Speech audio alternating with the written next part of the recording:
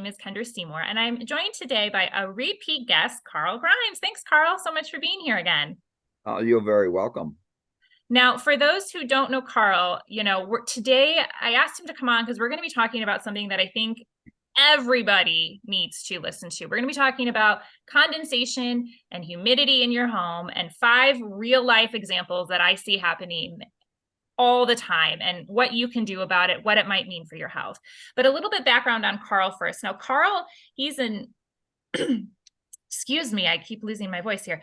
Carl is an HHSCIC. He has direct experience consulting with those who experience complaints indoors and as a leader in the industry intended to fix those causes.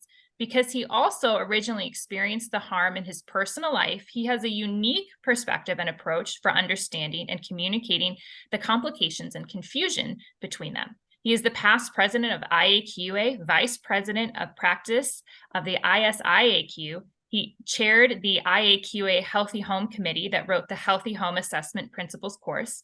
He has served on committees writing the original S520 mold remediation standard, medical practice parameters for allergists, office official policy position statements for ASHRAE, plus several peer-reviewed and published papers. He's currently the director of the Healthy Homes for the Hayward Healthy Home Institute and Hayward Score in Denver, Colorado. He is the chair of the ASHRAE TCI .12 on building dampness and chair of the ASHRAE's SGPC 10 committee interactions affecting the achievement of acceptable indoor air quality. Carl, you are everywhere and doing amazing things. I absolutely love it. Well, thank you. So thanks for squeezing us in today. Sure. Let's jump right in. So let's talk about humidity. How and when is humidity a problem, and how does temperature affect our humidity? It's a very simple question with a very complex answer because it's interactive. We know what temperature is, and we know that there's certain things that feel too cold and other things that feel too hot. We also have a general sense of humidity of when it's really, really dry, like in the winter, when the forced air is on, it gets dry, or where I live in Colorado, it's dry year round. Or when it's too humid, it's very uncomfortable. And there's a range in there of temperatures that are comfortable and a range of humidities that are comfortable and uncomfortable. And there's actually a science behind it. So I'm going to get really geeky with everybody up front. So if you can put up that first image, that first photo. So this is what is called a psychrometric chart, not a psychometric, but psychrometric. This is a very simplified version. But the reason I put this up here is that you notice at the bottom it says dry bulb temperature, and then upper left on an angle it says wet bulb. Don't worry about that for right now. I can explain that if you need it. But basically, that's how humidity is actually measured. You don't need to know that right now. What you need to know is that along the bottom with the temperature there from 40 degrees Fahrenheit up to over 120, and then humidity, see those curvy lines left to right that go, 20% humidity, 48, 60, 80, then 100% humidity. You can find on here, it's not inconsistent at all. If you go to like 100 degrees up to 20% humidity, you now have a lot of information that the wet bulb is over there, whatever that is. On the right-hand side is like vapor pressure. There's dew point involved, all kinds of other numbers involved. What I'm pointing out is that if you have 100 degrees and 20% humidity, that sets a specific number of things in play. Go to the next image now.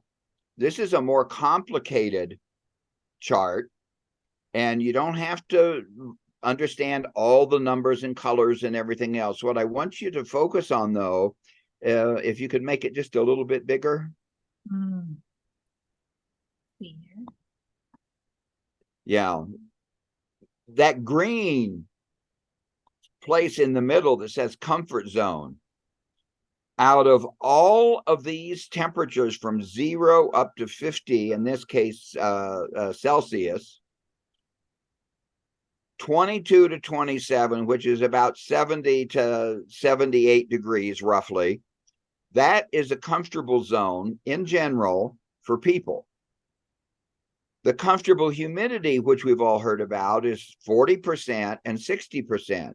So the bottom of that green area is 40% and the top is 60%.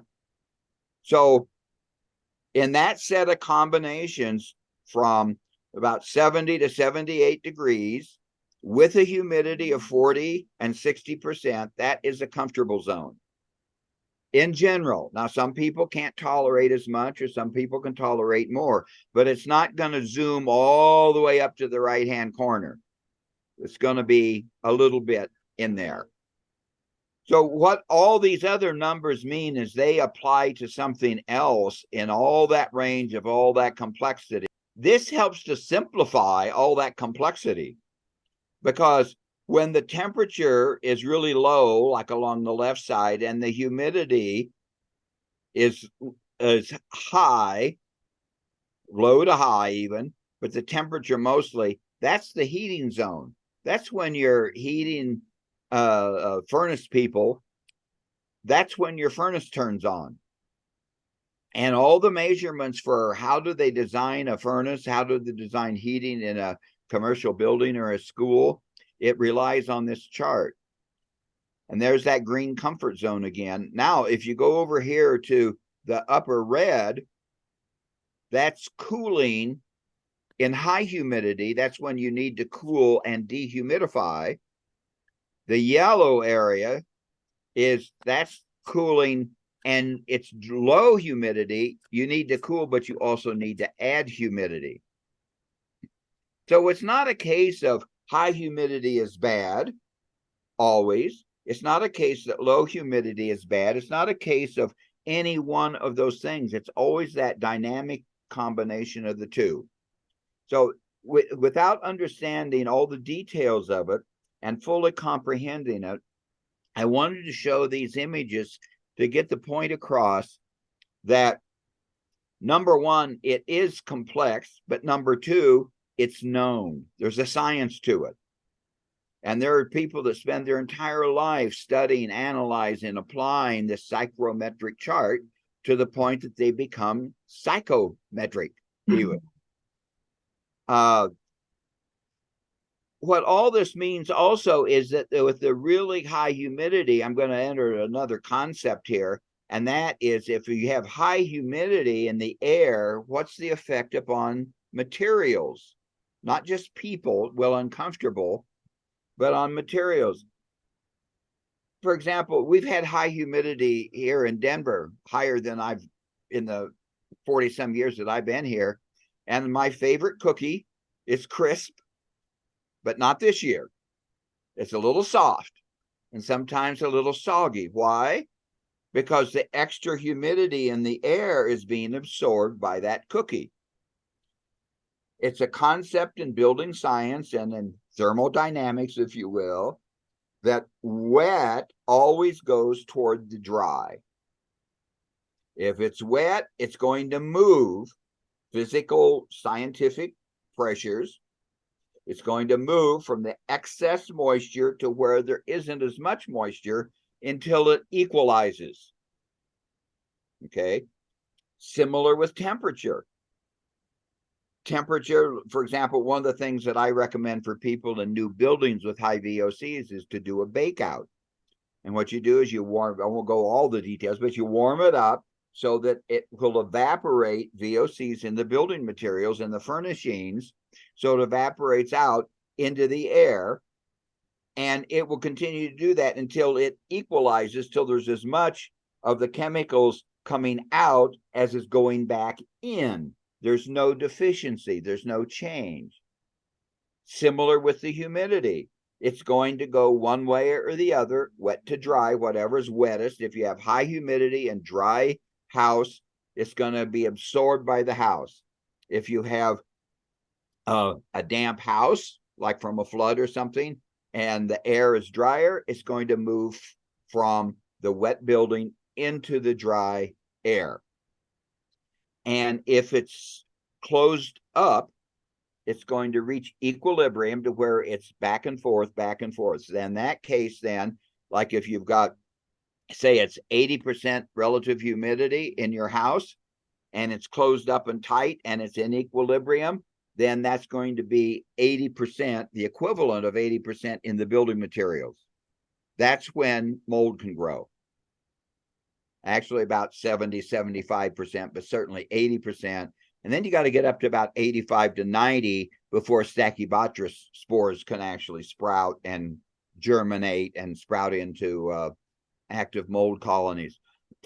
So that's what I mean. It is complex, but I'm trying to get, if not the details, at least the concept and the understanding that it's not as simple as, oh my God, my humidity is 70% and I'm going to have mold.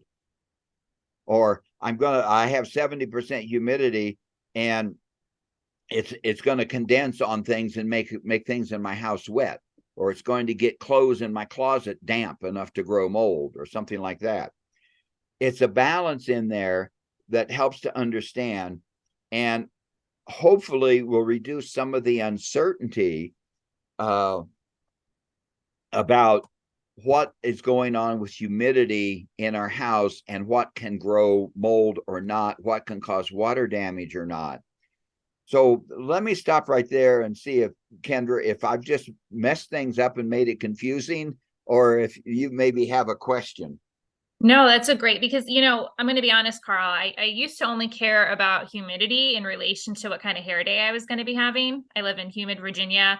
It's very humid out this time of year, and that's the extent. But over the years, and one of the reasons, for this interview is I had reached out because we had some issues. We're going to talk about that when we get to scenario 5. So you're going to want to hang on to that, because this is something that really happened to me. And it was about humidity and, some of the things that we were seeing, and when does it become an issue in your buildings? And you have, I think, done a nice job explaining that there is that connection between the moisture in the air, the temperature, and the amount of time. Am I understanding all that correctly before we are at risk for mold growth, which is what I think a lot of people are listening are worried about. They want to make sure that they're comfortable in their homes and that their building is protected and their belongings are protected.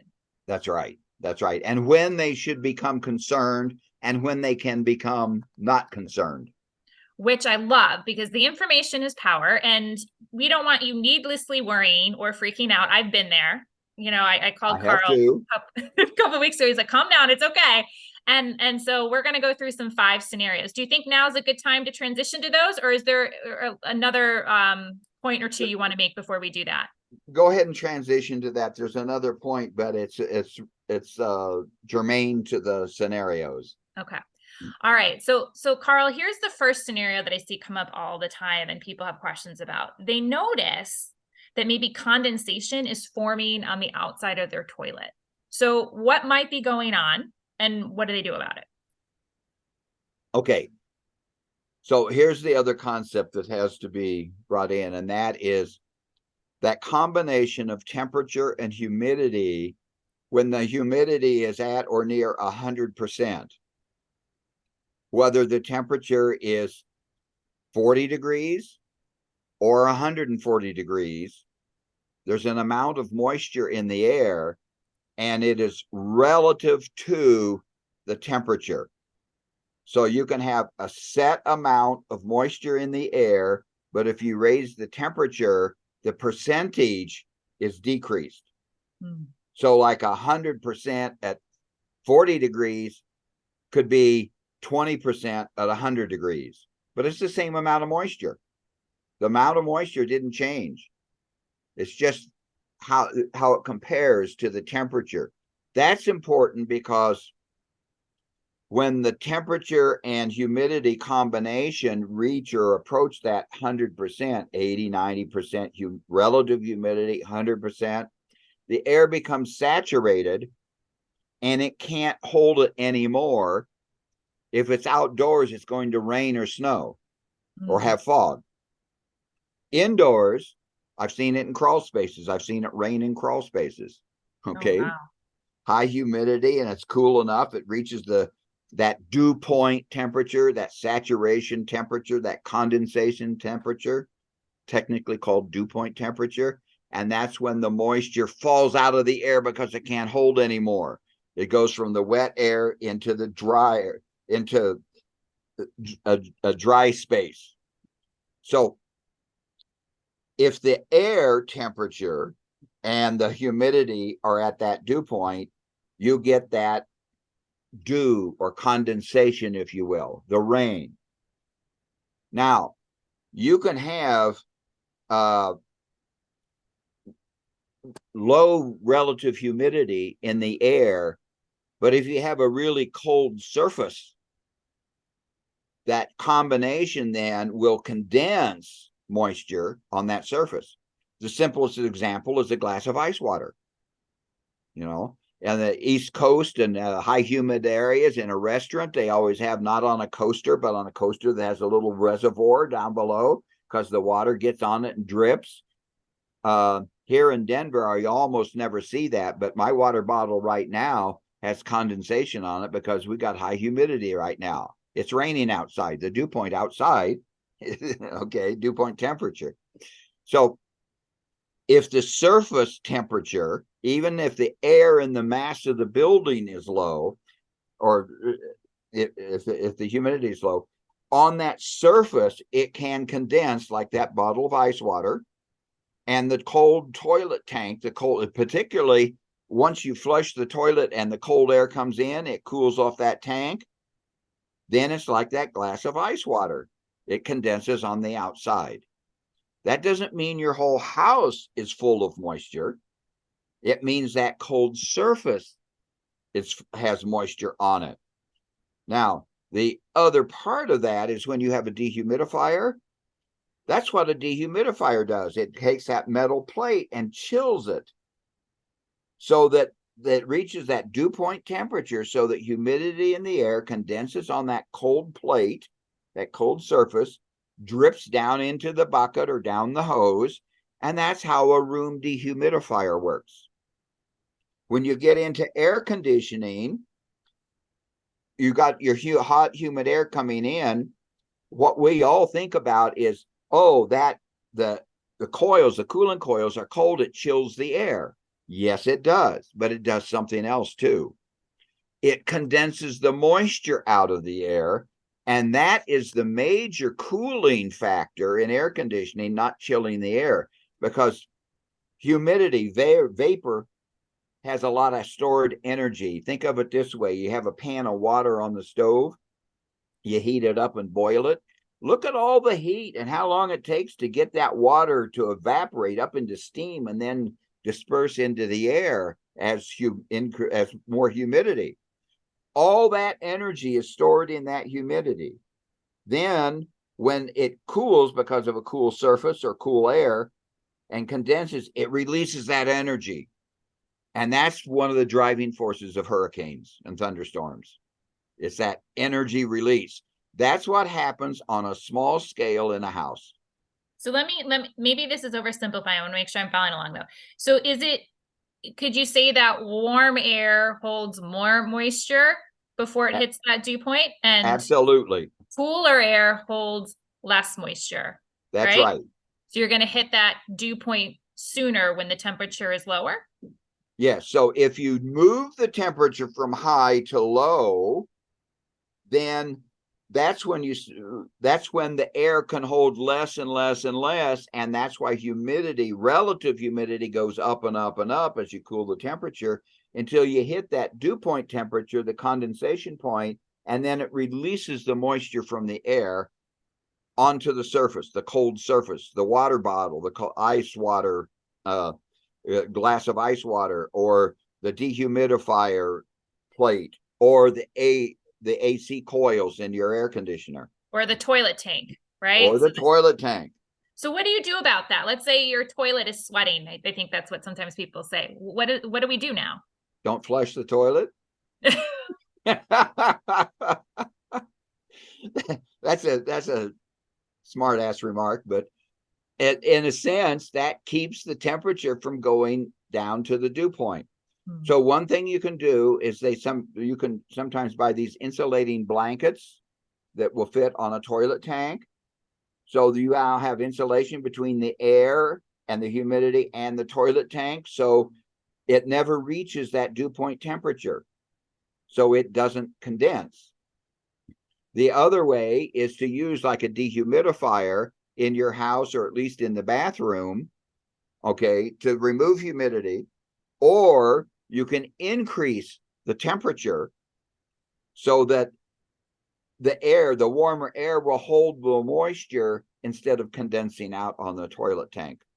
Now, I realize sometimes that's not easily done, but those are the dynamics that you can use to control that. So it sounds like we're really paying attention here to dew point and what we can do to influence that so we can keep that condensation from forming. All right, let's talk about another one, because I've seen this a lot lately. It's summer at the time that we're filming this. I'm in a humid area, and I see I was in a friend's home and she has condensation forming on her windows. What does that mean? What can we do about that? Especially when the condensation's on the inside of the home. Yeah, that means she's got very low efficiency windows, and there's a big temperature difference. Okay, so in the wintertime,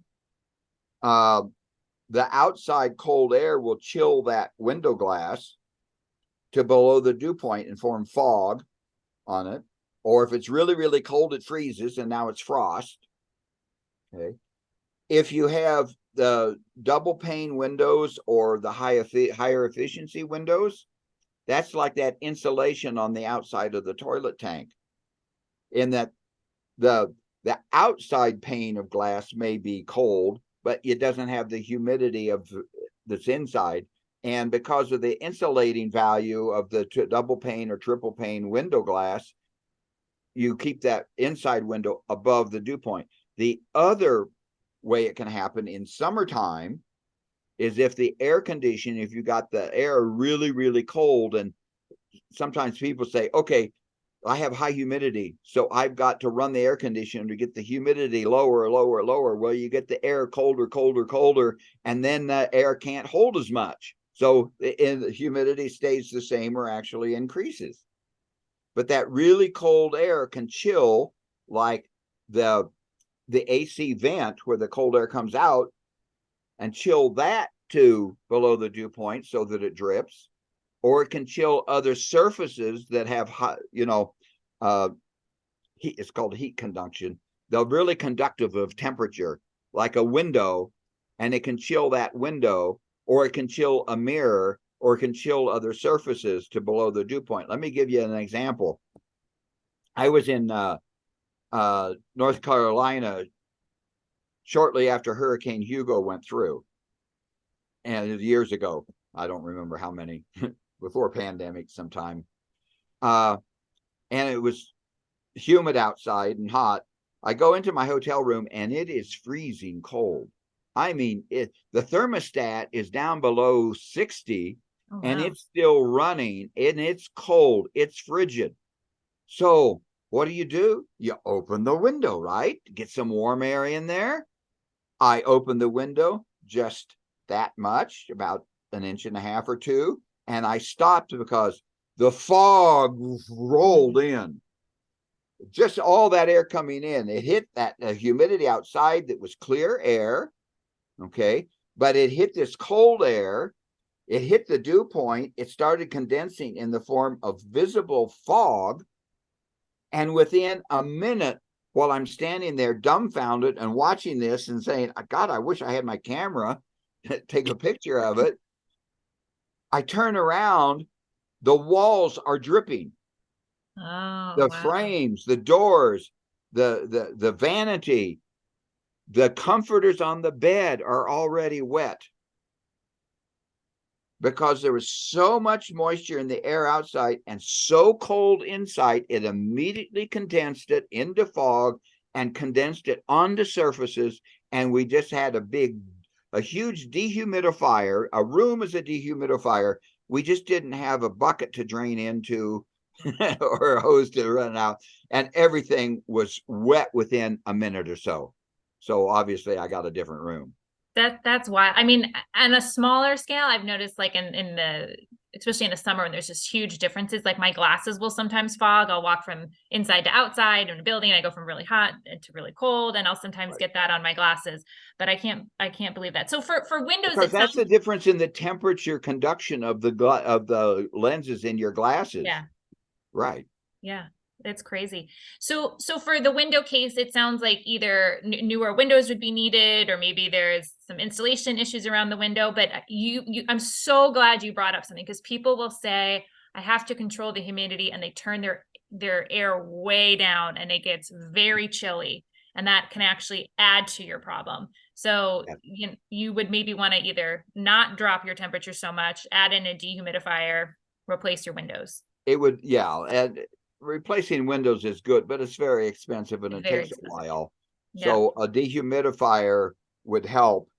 And you can increase the temperature also, but it's already summer and hot, so you don't want to do that. But if you're really desperate, particularly if you're in a situation like with a absentee or uncooperative landlord, Mhm. if just moving air over that surface, it'll take the warmer air of the room and blow it over the chilled window glass, so that it'll slightly warm that up and also move moisture off of it so that it doesn't drip. That isn't a problem unless it's actually dripping down onto the floor or Mm. down the wall from the window. But it's Yeah. an indication that you have conditions in the house that can cause this. So what other cold or cool surfaces are in the house that may be having this problem also? So it's a clue. Yeah. I love that. And the clues are important. All right. Then here's the next scenario. And actually this happened to me. This isn't the story I was alluding to, but people notice their HVAC ducts are sweating. What do you do? What does it mean? Wow. Yeah. This is where that psychrometric chart comes in with the experts that have to deal with it, because it's very complicated. Because the way air conditioning is set up, it chills the air to about 55 degrees. You can't control how cold the air comes out. Just like in the winter, how hot is the air that comes out? That's set. In fact, it has an upper limit switch in there that it cannot go beyond a certain amount of heat. Okay. So those are fixed. But with the air conditioning, with the ducts are getting are sweating, that means that you have more humidity than the air conditioning is able to remove. So you've got high enough humidity with the cold ducts, because those ducts are now chilled, like that window glass we talked about, or your eyeglasses we talked about. That's below that dew point temperature, so it condenses. If you can put insulation on the outside, please not on the inside, but on the outside of the ducting, like on the outside of the toilet tank, then that will keep that temperature. There won't be a surface temperature below the dew point. You won't have that condensation. But you may need to have uh, an air conditioning specialist come in to look at the size of the air conditioning unit and the efficiency of it, the ducting system, the airflow, that sort of thing. That all can be a factor in there too. So this is another example that I experienced. I was in Hong Kong a number of years ago in August, where it was so hot and humid. I had a 3-block walk to the conference, and I was sweating after half a block. So the air conditioning in my room, the duct was sweating and dripping. Okay. So I did counterintuitively, I opened the window just a bit, and I experimented with it just enough to warm up the air enough so that that vent wasn't condensing and dripping, but the room was still comfortably cool. So going back to the very beginning, it's this balance, this complex dynamics between temperature, humidity, and surface temperature that governs all this. And it's all known. Sometimes it's hard to figure out, and the experts have to go back to that psychrometric chart maybe to figure it out. And compare that. That's the ideal. Then they have to measure what is actually happening in your house with that system, and they say, okay, what adjustments do I need to make, and how do I make those to stop this problem? So some of these things have really simple solutions, and you can do it yourself. You can experiment and try, and sometimes it's much more complex. Yeah, just another example that happened to us about 2 years ago. I noticed a small, very faint stain in our ceiling, and I'm obviously hypersensitive to that kind of thing. And I thought, well, there must be a leak. It was near some bathroom plumbing, and I ended up having my remediation company come over, and they remediated a small amount. And it turns out we have an HVAC duct there, and it wasn't a plumbing leak. So I was like, yay! But I'm like, what's going on? And it was only in the summer, and in probably the hottest part of the summer. So that's why it wasn't year round. It's probably why it took a number of years for me to notice. We had a little breach in our building envelope. It was near an exterior wall where that warm air was coming in, and then it was meeting the cold duct, and it took a lot of investigating and different people to remedy that situation. But it was the humid air coming in, right, the moisture coming in. yeah. That's really interesting, because that's the simple kinds of things that sometimes can cause big problems. Yeah.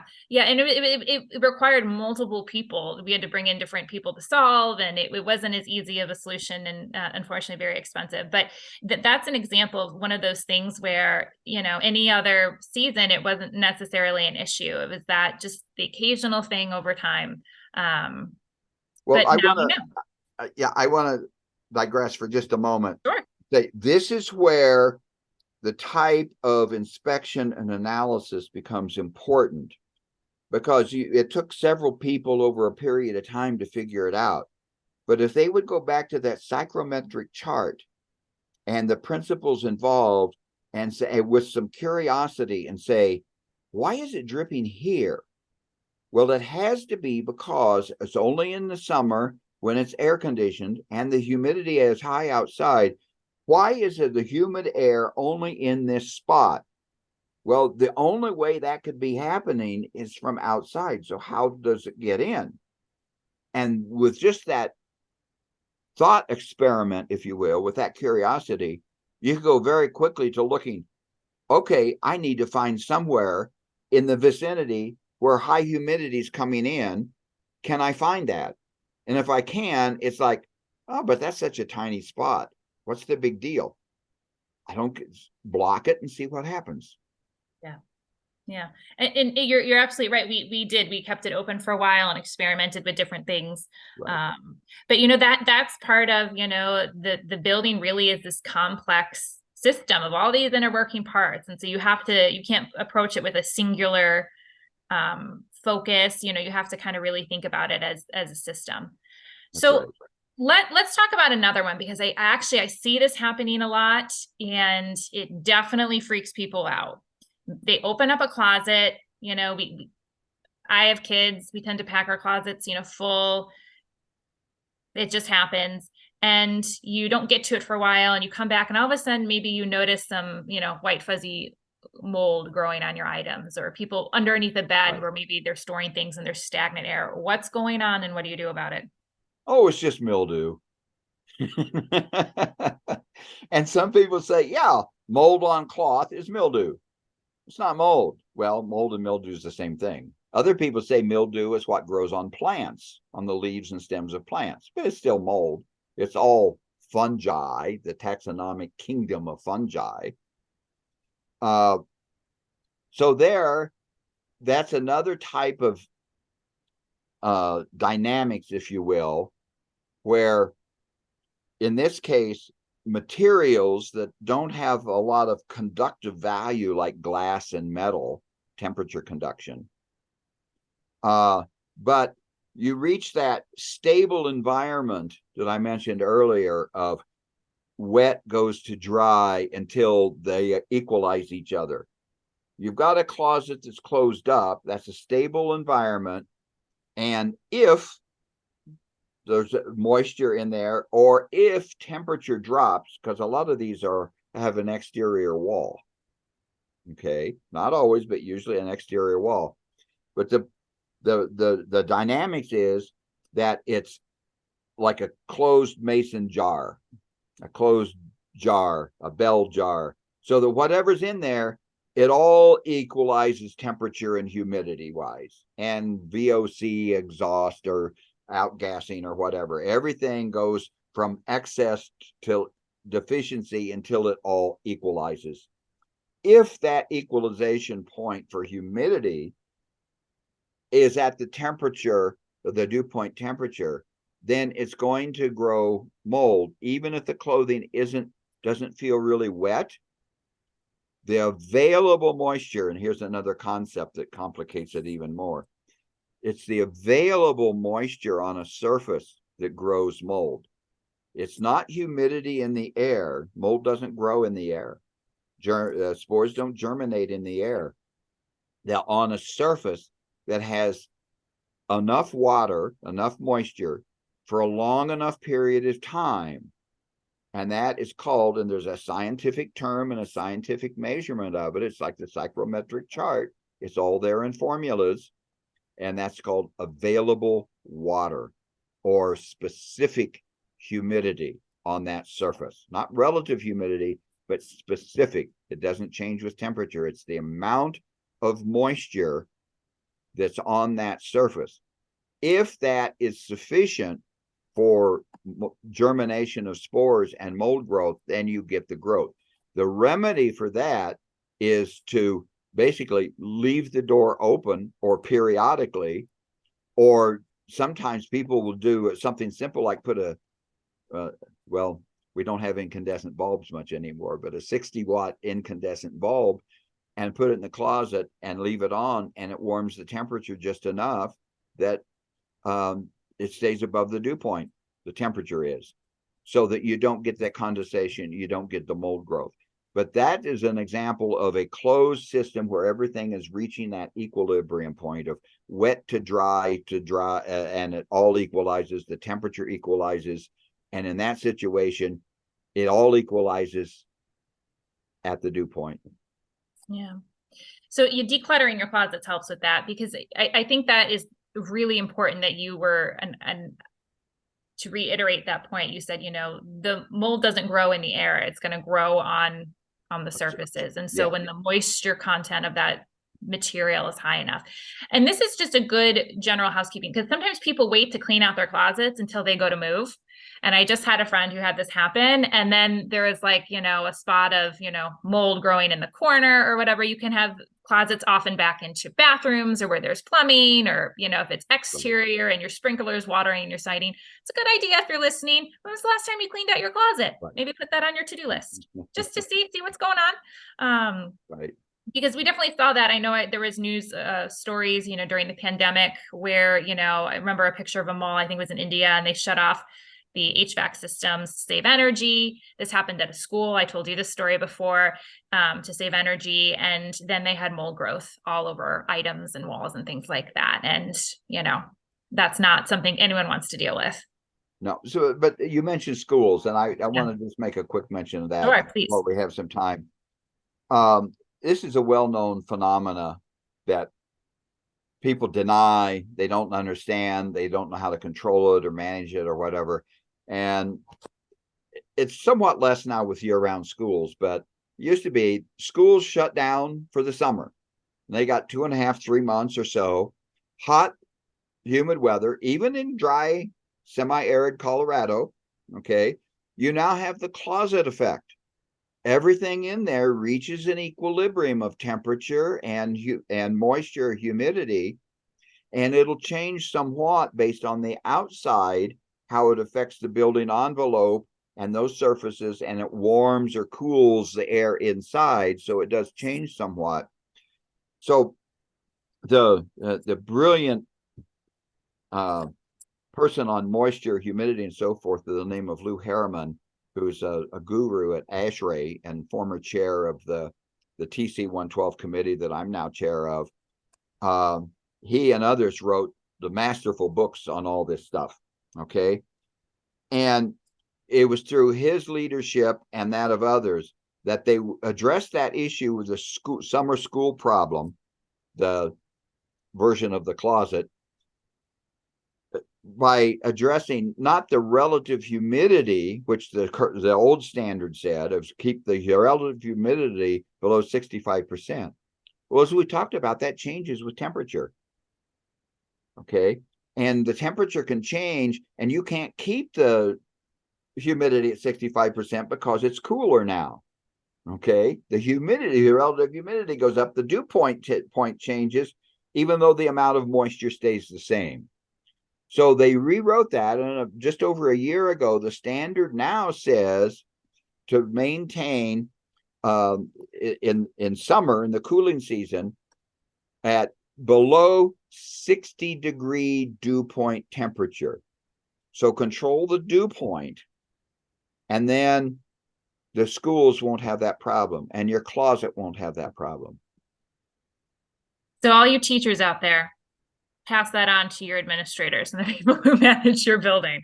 It is in ASHRAE 62.2, and I believe 62. If you want to have a source for it, get it. There's an ASHRAE standard.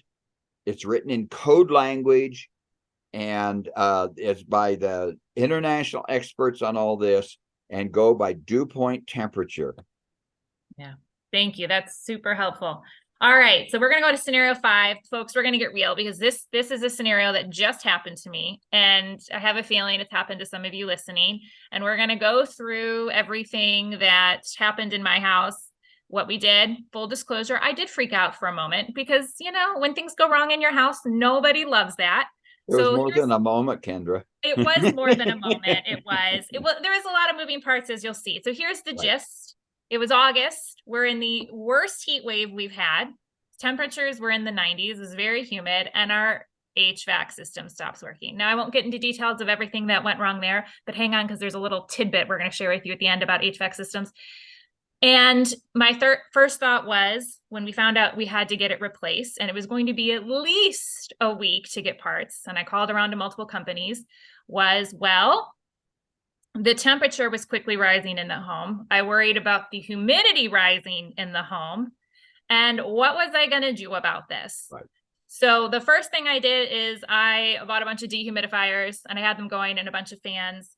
I was lucky enough, I was connecting with Carl about something else, and so I got his opinion. So what happens if your HVAC system goes out?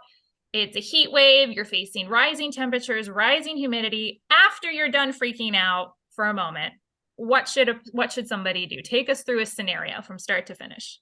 Well, and your question to me was, how do I do that and not create mold because the humidity is so high?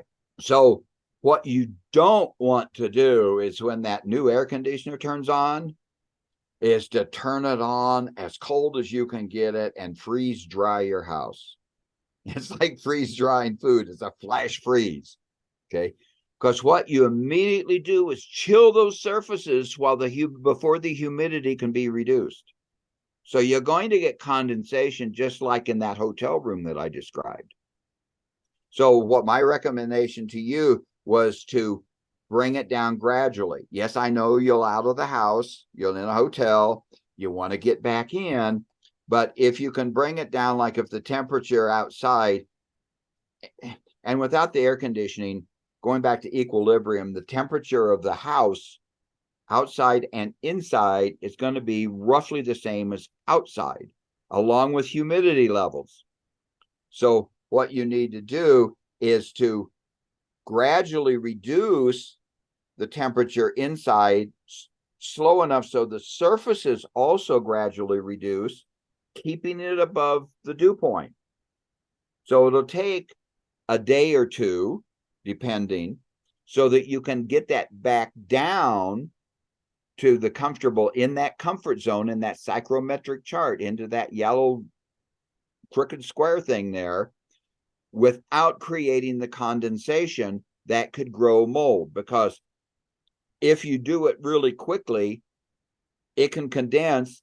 The liquid moisture on surfaces absorbs into sheetrock, absorbs into wood, into carpet and other furnishings, and then it can hold that until it gets warm enough to evaporate out, or dry enough to evaporate, but it's not going to get warmer to evaporate because you're cooling the air.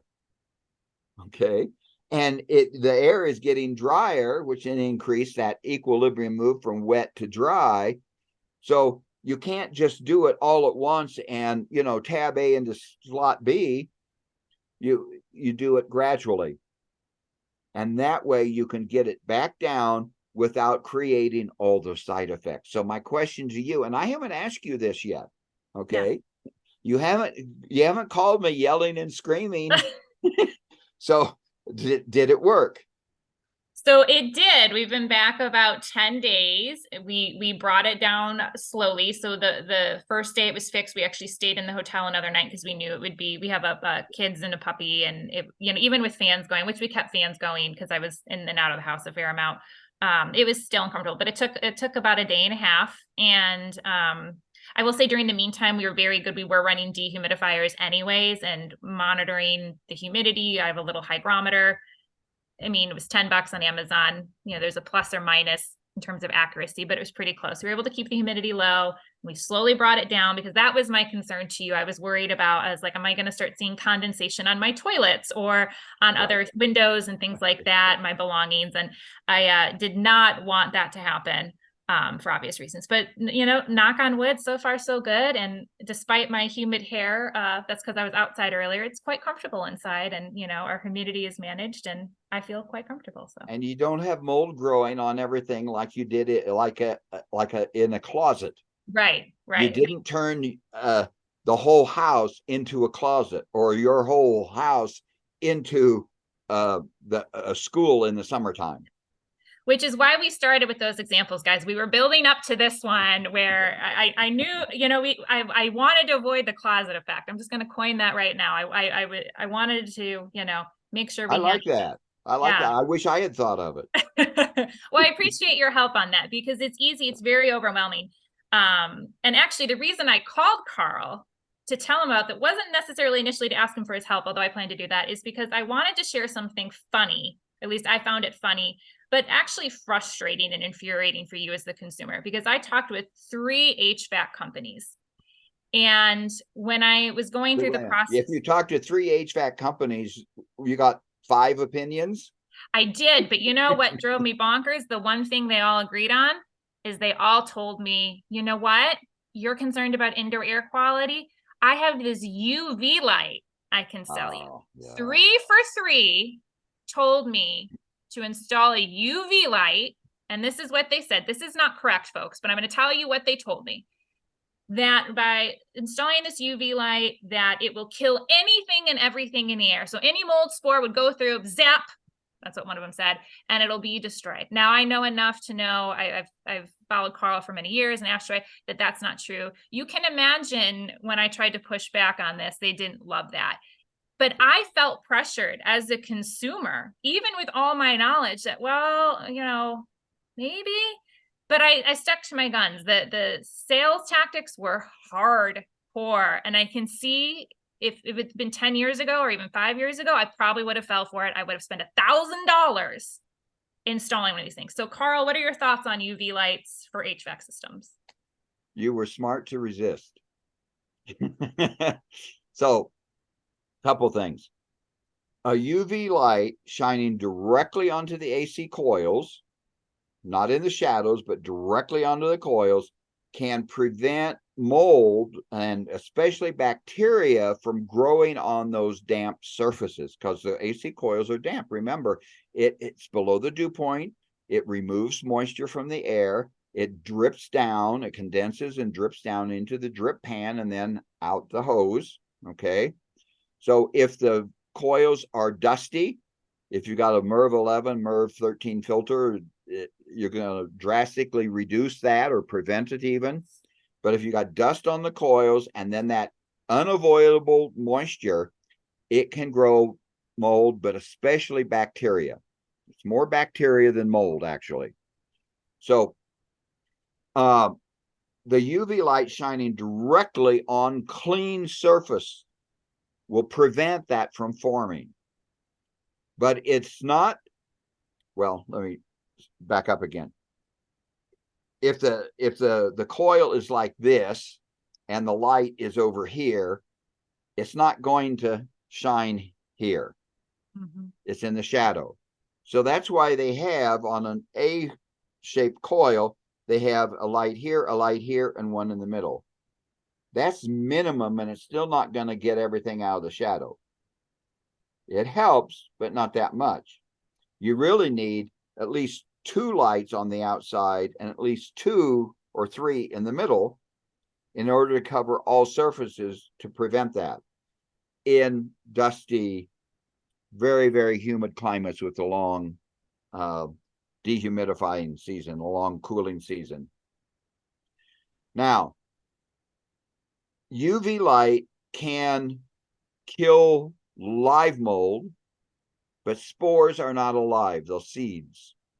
They're either viable or not viable. Viable means they can become alive. They can germinate under the right conditions.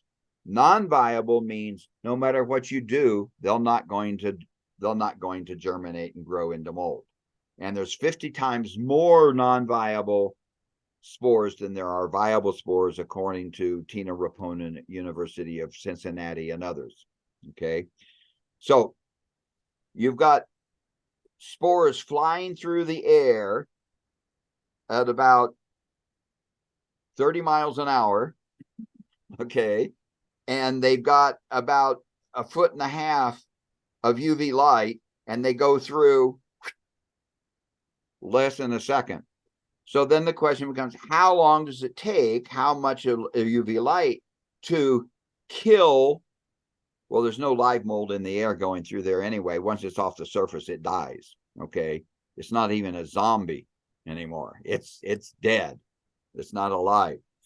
How long does it take to denature it, to change it so that a viable spore can't become, will become non-viable or fragmented, or the proteins on all the spores and particles are now denatured to where they aren't mold anymore. They aren't those proteins. So UV light can do it, but it takes a light that's much stronger than what's in the HVAC systems, and it'll take anywhere from 3 to 30 minutes of exposure in order to do that. Not the fast Right. half second that it flew by. Yeah. Now, small bacteria, small light-colored bacteria can be killed in that amount of time. And that's important because if the bacteria is infectious, okay, then that stops it from being infectious. But the larger bacteria, or the darker colored ones, take not just a half a second or a third of a second, but maybe a full second, and that's not enough time. So it can't even kill the larger, darker bacteria, and it's basically going to have no effect on any spores going through there. So number one, it doesn't kill mold because the only mold going through there is dead mold. It cannot be alive. It is not live mold. But there are fragments and spores with the proteins and glucans and proteases and other factors that can and will cause reactions, whether it's all dead or alive or whatever. But that UV light is going to have negligible to zero effect on that. So the reason the HVAC companies do this is HVAC contractors, this is a profit center for them. Okay, they can sell you, I don't know how much these cost, $1,000, $2,000, whatever it is, and that's high profit to them. So sell it, and they actually believe, they've been trained, and they actually believe this. However, one company, and this goes back 10 years, Trane, Trane, stopped selling UV lights in residential systems. And they put out an official position document saying that they will no longer do it because it's not effective in residential systems. There's just not enough dwell time, right? The mold spore is traveling too fast through the air. So, you brought up something, they're not living, so they can't be killed. They're non-viable. So those are still health hazards. So really, if you're talking about reducing the exposure, that's when we get into filtration, right? That's right. That's at right. the filters. We have a great, and I should have mentioned this at the start, Carl did an interview with us. It was all about understanding air purifiers and air cleaners. I'll include the link below with this interview because he gets into all of that, and it was really nicely done. So, okay. Any final thoughts, Carl, as we kind of wrap up here about condensation, humidity, takeaways, anything you want people thinking about? I guess what I'd like to leave people with is I got really geeky at the beginning and referred back to that later. You don't have to understand. There's formulas out there that describe all this. This is how fixed it is and how well known it is. There's actual formulas out there that can predict, okay, and do predict. The difficulty is it predicts if you know the conditions. The challenge is, what are those conditions and what is affecting it? Just like that little hole in the wall in your attic that brought in moisture into one specific point on the AC ducts to cause condensation and drip down onto and through the ceiling. So the logic of it, the physical properties are known. The challenge is what's going on in your house. And what I hope I imparted in a way that's somewhat understandable, at least, is that there are some simple understandings of wet goes to dry, temperature, and how it changes the relative humidity, but not the amount of moisture in the air. But it does alter what's called the dew point or the condensation point, the point at which things get wet or damp, and that you can manage that by altering humidity, temperature, and even air movement, sometimes using insulation. And then starting out with the toilet tank example is a perfect example of that, because that's the way you stop that. That's the way you stop it on ducts. That's the way you stop it on windows, with the insulation value of double pane rather than single pane windows. So in one sense, it's really, really simple. We don't need to freak out about it. We just need to stop and think and ask some questions and consider and look at what is going on and not freak out. I think I'd add to that, and feel free to like jump in and correct me for anyone listening. I think a really affordable, handy tool that anyone can get is the hygrometer, and they're $10 on Amazon, and it can be a good start. And you can, check out the relative humidity in your basement or your main level, because it does change throughout your home. And that's just a good way as a consumer that you can start to think about, what the humidity might be like in your home, what that might mean for you. That's a great suggestion. And two things. One is get several of them. Yes. And put it in the middle of the room and put it near that window with the condensation on it, or the bathroom mirror or whatever, and see what the humidity is. It'll be hugely different from the middle to a cold surface that has condensation on it. And get the ones for $10, $12, the digital ones that also have temperature. Yep. And if you can, a lot of them now have the dew point on there also. Yeah. Mine even has a smiley face when it's good, and then like a middle face, and then it frowns too when it gets too high. Yeah. I want one with a zombie face. Maybe somebody out there will make that. I actually give hygrometers out for Christmas presents. Don't you want to be a friend of mine? I'm not nerdy, but hey, I like that. Yes. Yeah. So that has been so helpful, Carl. Thank you so much for your time. If somebody had any follow-up questions, is there a way they could get in contact with you if they wanted? Yeah, you can get a hold of me at grimes@haywardscore.com. Yeah, or just shoot me an email at kendra@changetheairfoundation.org. If you're watching on Facebook or Instagram, feel free to drop your questions. Wherever you are, yes. Yep, and we try to go through Kendra. She's fantastic. We try to get you the answers that you need. Thank you, everyone, so much for listening. If you found this helpful, please do me a favor, head on over to changetheairfoundation.org, sign up for our newsletter, because it really is the best way to get great, helpful interviews like this directly to your inbox. We'll see you next time. Send me smiley faces or frowny faces, not just the humidity meters. Yeah.